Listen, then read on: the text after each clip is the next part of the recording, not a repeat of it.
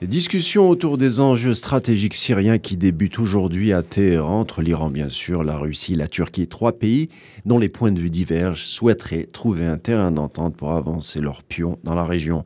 Un dialogue d'une portée symbolique puisque depuis l'opération spéciale en Ukraine, il s'agit du second voyage de Vladimir Poutine à l'étranger, mais surtout de faire montre que l'isolation avec celle de l'Iran n'est qu'à conjuguer qu'à travers le prisme occidental.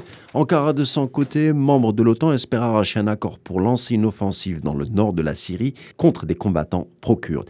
Initiative rejetée par Moscou et Téhéran qui plaident plutôt pour une solution politique.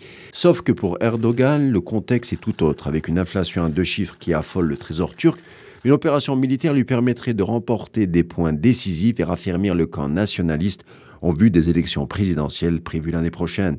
D'ailleurs, l'opération spéciale voulue par la Turquie est un des deux buts au fond de la rencontre tripartite. Or, celle-ci impliquerait une violation de la souveraineté syrienne, chose qui a toujours été rejetée jusqu'à là par Poutine. Cependant, Erdogan a des cartes à abattre, celle de l'exportation des céréales.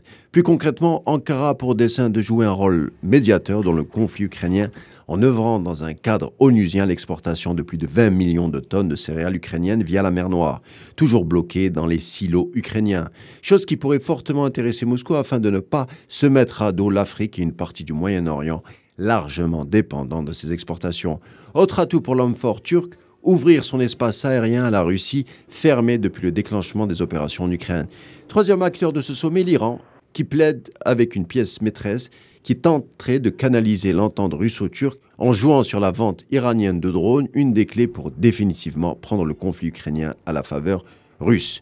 Une partie de billard à trois bandes, finalement très serrée, où on le sait, les protagonistes ont prouvé leur maestria dans l'art de la négociation, ce qui revêt d'emblée au sommet une facture de très haute volée.